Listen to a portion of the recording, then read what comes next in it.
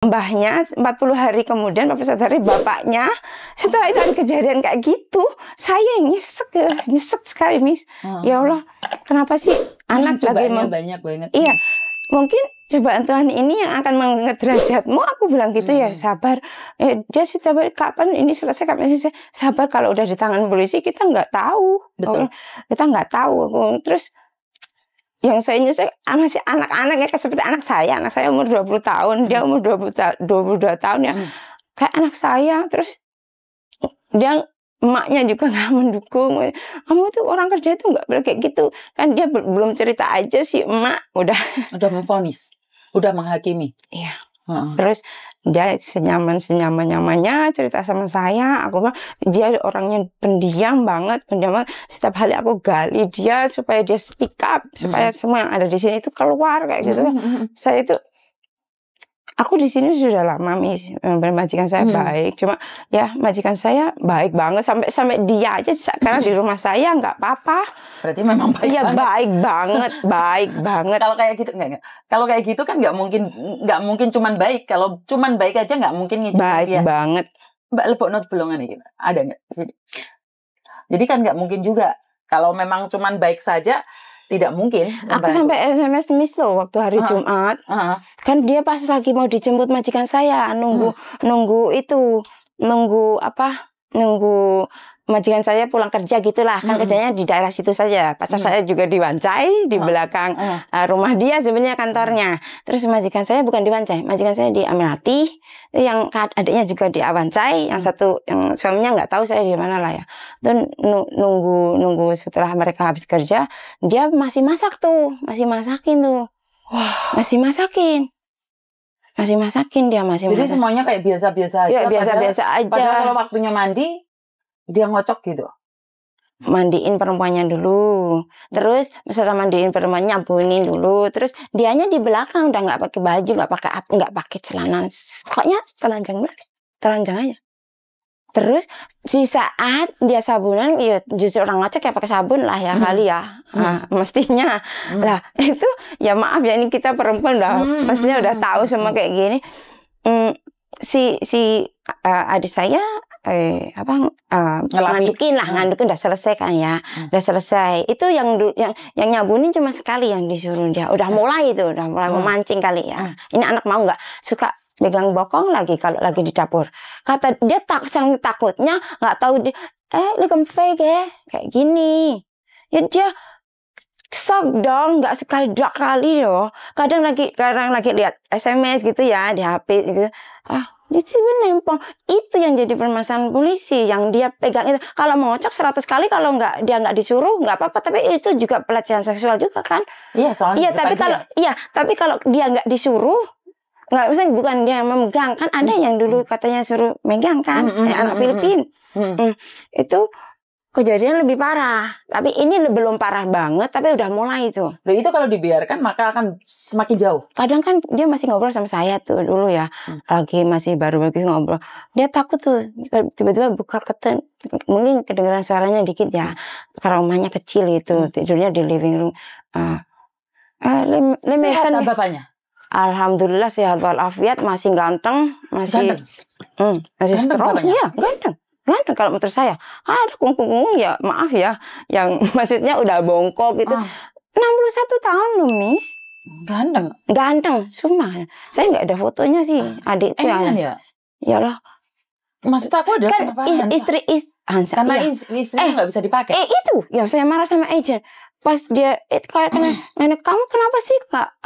Kan seharusnya anak masih baru nih, dia mau nerima anak masih baru, belum tahu apa-apa ya kan, maksudnya belum tahu apa, maksudnya bukan pelecehan seksual tidak bisa diterima loh. Bukan, maksud saya itu si agent anak masih baru, terus katanya diterima belum bisa bahasa Hongkong dengan ini itu, terus kadang-kadang dia kan mau ngomongnya sama si agent, katanya kamu jangan sedikit-sedikit komplain dong, selagi nggak dipukul, nggak hansap matamu, aku bilang gitu. Sampai aku marah. Itu udah pelecehan dong. Sampai saya ke agentnya itu di depannya, kamu bilang apa? Saya belum pernah semarah ini sama orang Hongkong. Bukan, maksudku sudah pegang pantat, sudah ngocok, itu udah pelecehan seksual. Makanya majikan saya sampai merah, sampai bibirnya biru, sampai pokoknya maksudnya apa sih? Terus dia nggak setuju tuh kenapa dia pulang ke sana? Terus kata saya dia nyaman sama saya dong. Doesn't matter, dimanapun yang penting dia merasa terlindungi dan aman. Si agent, maaf ya Mbak, yang agent satunya lagi kayak gini lah, majikan saya lebih marah lagi. Kenapa kamu menarik? Dia umurnya udah 20 tahun lebih dia loh. Memilih. Iya, dia bukan underage lagi. Kalau underage kita masih ada perlindungan anak ya. Dia udah berhak memilih kehidupannya sendiri. Makanya dia melangkah ke sini kerja. Kalau menurut saya begitu, kok ada ya agent seperti itu. Mencak katanya, terus ngatain majikan saya, kenapa kamu ikut campur? Iya, kamu bukan siapa-siapa katanya. Terus majikan saya bilang, kamu siapa? Agent. Aku tanya majikan saya, kamu siapa? Udah saya kasih tahu nama aku kan. Terus kamu siapa? Agent aja kan? Majikan saya semakin marah kan, saya tanya gitu.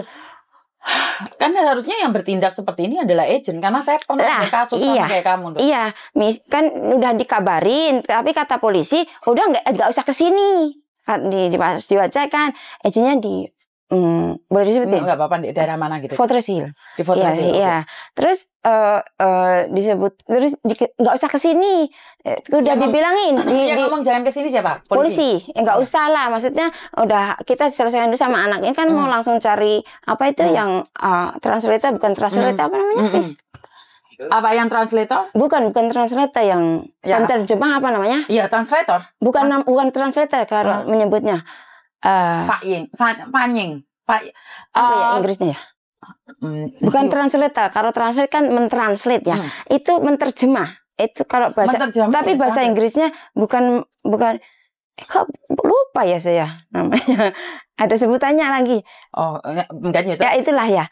Kan enggak. 俾人窮差唔多窮緊啊！等陣先，我同你講好嘛？